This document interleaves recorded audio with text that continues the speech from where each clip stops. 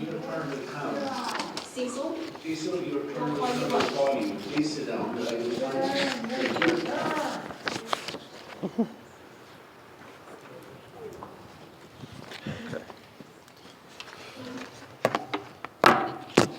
Hello, I'm R.Joshua, founder of Homeless Advocates for Christ on Facebook. And first, I'd just like to encourage everyone, as always, to give their life to Jesus Christ, who died for us on the cross to save us from hell, to give us eternal life, forgiveness of sins, whether it be lusted in your heart, told a lie, whatever it is. We all need that forgiveness and salvation that only Christ can give us. I want to share a verse out of Ezekiel 16:49 regarding the sins of Sodom it talks about. And some of those sins included that they were overfed, arrogant, and prideful. They didn't care for the poor and the needy, and they were idle. And I think that sometimes when we get affluent, and any country that gets affluent can fall into these types of sins.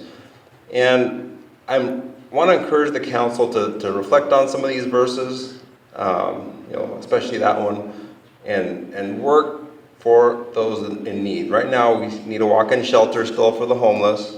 Even, I talked to one officer that even said that he would love it if we had one, because it's really hard sometimes to get some of the homeless off the street through CityNet. Sometimes they don't have beds available. And you look at the situation with Disney, with some of these people in the union that are going to have a little protest, basically, on November 17th.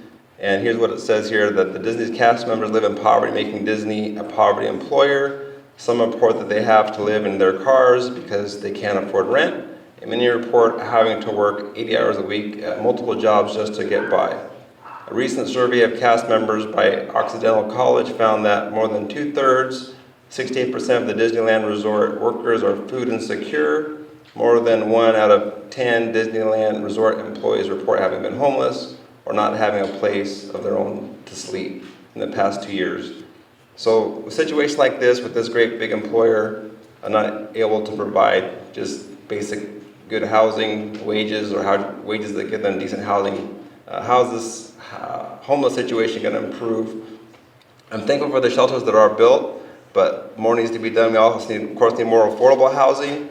So I just want to encourage the council to move quickly, because there's people out there struggling. I just talked to a homeless lady today also. She basically was saying that sometimes these shelters are letting people out or kicking them out over simple things that maybe they shouldn't be kicked out for, and then they have to wait another 30, 60, or 90 days to get back in. So it just exacerbates the problem. And of course, some of these shelters don't provide privacy and security that some people would like, or protection from that coronavirus. So sometimes people don't want to go in because of those reasons, which I would understand. So we need more solutions. It'd be great to have some tiny homes or something like that for people. Something to think about, put yourself in their shoes. And I think with better options, we'd have less homeless people. And I thank you for your time.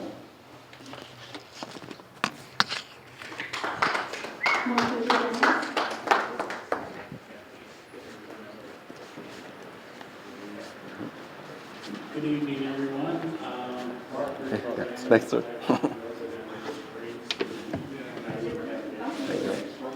So please share this video. Do join Homeless Advocates for Christ on Facebook.